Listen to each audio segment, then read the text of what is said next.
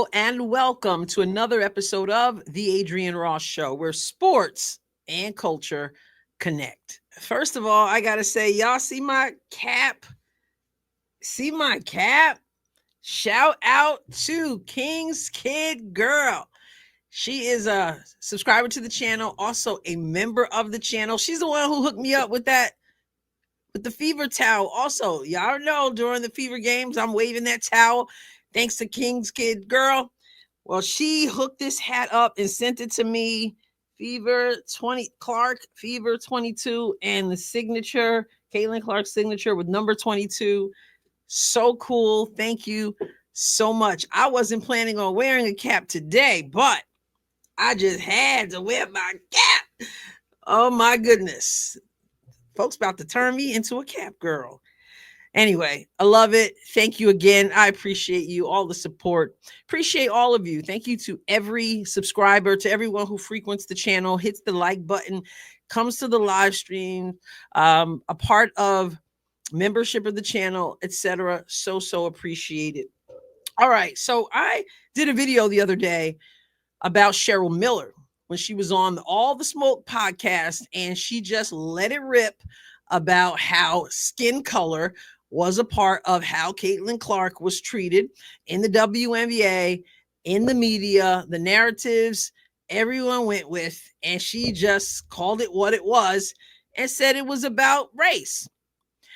Well, one thing she said in that interview that I didn't address before, but I want to address because, well, actually, Stephen Jackson said it, and she agreed with him, and she elaborated on it, and I mulled it over because it just didn't ring 100% true with me. So I gave it some thought, and I want to get into it. So let's take a look at this clip from that podcast, and then I'll tell you what I mean. And I'm interested to see if you agree with me or if you think that I'm off and Cheryl Miller and the guys on All the Smoke are actually correct in their assessment. I'm at Caitlin Clark Soldier on X for this clip.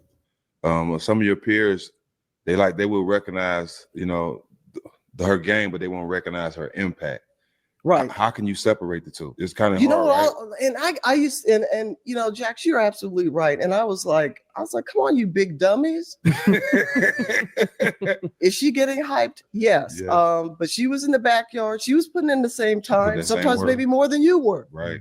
I can't fault her for what she was given. But look, as much as she was given, you can't tell me if that door would have swung the other way where she didn't live up to the hype. Right. Come on, folks are still waiting for it to fall. Exactly. Come on. Yep. So with that being said, you big dummies, you getting paid now. Right. Everybody now has an opportunity to pull up their chair and have a seat. So that's the only thing. Okay, so let me say first off, I'm not disagreeing with her when she called them big dummies. Because her point is, you get paid. You get paid because Caitlin Clark is in the league. Stop hating. And so big dummy, right? It's like I had talked about when Caitlin Clark was coming into the WNBA. I'm like, listen, a rising tide lifts all boats. Let's go. So that big dummy part is not the part I disagree with. The part I disagree with was what he put out there, and then what she said as a result of it. He said that people were willing to accept that she had game, but they weren't willing to accept her impact. I disagree with that. I actually think it's the other way around. So let's listen to that piece again. And I'm going to tell you what I think, because I think that's wrong. And she said, you're right. She agreed with him. And then, of course, went on to the, y'all some big dummies. But I don't think they did accept her game. And I do think they recognized her impact. Some of your peers, they will recognize, her game, but they won't recognize her impact. Right. How can you separate the two? It's kind of hard, right? And I used and Jax, you're absolutely right. And now I will say this: there were people who did not recognize her game, and they did not recognize her impact. They simply wanted to dismiss her. But I don't think that's right. I think that people knew her impact, but because they didn't trust her game at first, they felt she was overhyped at first. They weren't willing to roll with the impact because they did not respect her game. They weren't willing to show respect for her impact. And in fact, they were put off by it because they didn't feel she deserved it. For example, Gino Auriemma, I'll start with him. Gino was the one who said her fans are stupid. They actually think she's got the kind of game where she could be in the MVP conversation.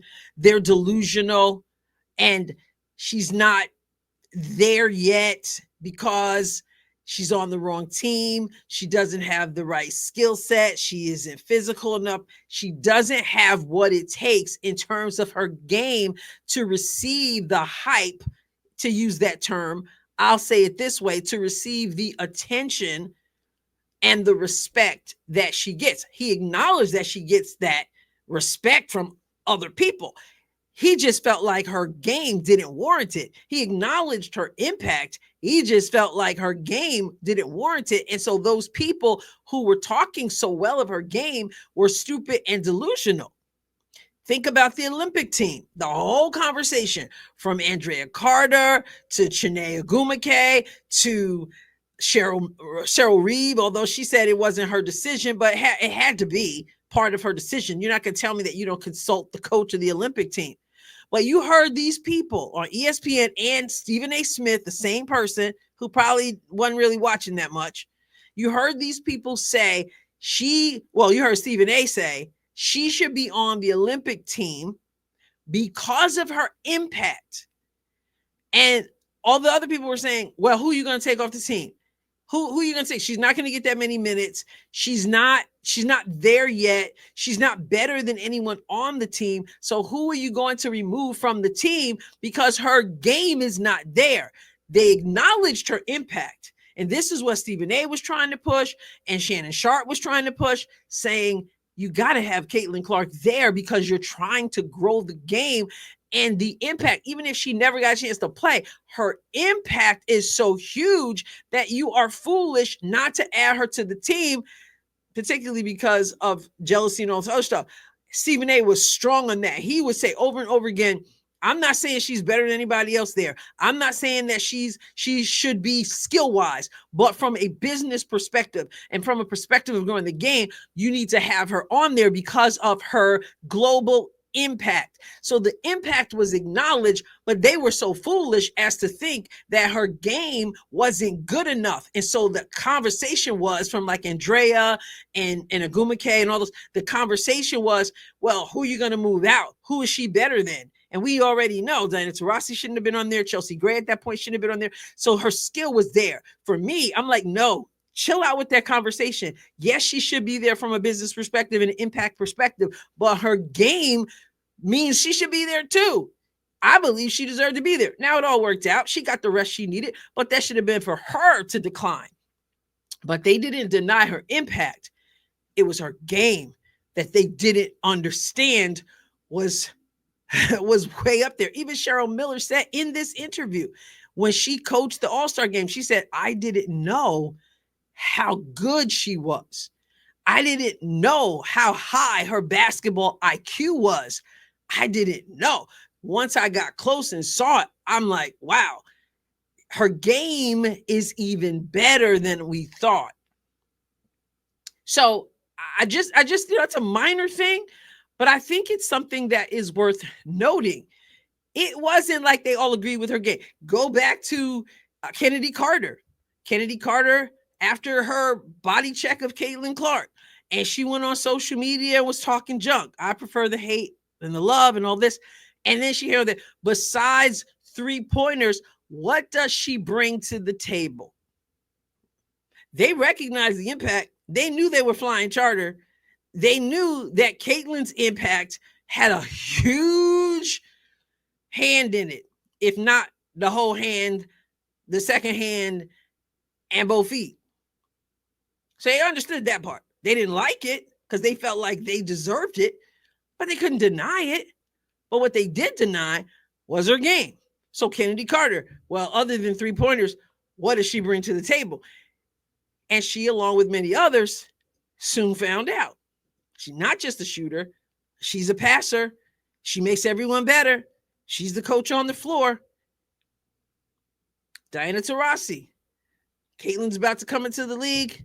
She gets asked the question about Caitlin Clark, about the rookies, and she laughed and sneered, and she said, reality is coming. You've been playing with some kids. You're about to play with some grown folks. Now, I always said there was some truth to what Diana Taurasi said. It was her sneering of it and her sort of dismissive way of handling it, which shows that she didn't think Caitlin Clark had the game to merit the conversations, and her game may not be there because you're about to play with some grown women.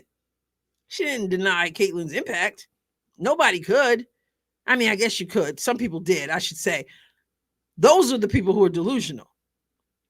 But she didn't know that Caitlin's game, and she soon found out because every time they met, including the All-Star game, Caitlin Clark came out the victor. So I just wanted to, like I said, point that out. I'm curious about what you think. I don't think it's what Steven Jackson said, and I don't think it's what the legend Cheryl Miller agreed to. I think it's the opposite. They saw her impact. They didn't want to recognize her game. And then, especially after the Olympic break, nobody could deny it. Even during the Olympic break, remember that look on Jonquel Jones' face? Caitlin made that pass. It's like, what do we have here? Now, we're going into the second season for Caitlin Clark. They've seen that she has game. They also cannot deny her impact. Folks changing venues for games, etc. And unless you're Atlanta, you're probably willing to admit it has to do with Caitlin Clark. Atlanta, of course, has a scheduling conflict. If you haven't seen my video, hi, my name is Caitlin Clark, but my friends in Atlanta call me scheduling conflict. Make sure you check it out. But she's coming into her second season. They already know she can ball, but they ain't seen the half of it yet. So those who are denying her game, they shouldn't be denying anymore. But I have a feeling that coming into the second season, they won't.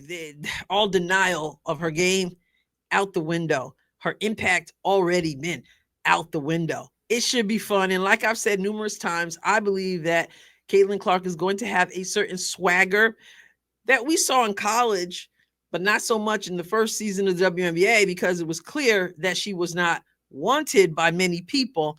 But I believe she'll have the swagger. No, I'm not talking about being nasty and dirty and cocky through the roof. I'm talking about a certain confidence that all great athletes have when they realize who they are and they've put in the work and they've come to play. We'll see. So what do you think? Get in the comments. I'll catch you next time, God willing. God bless you abundantly.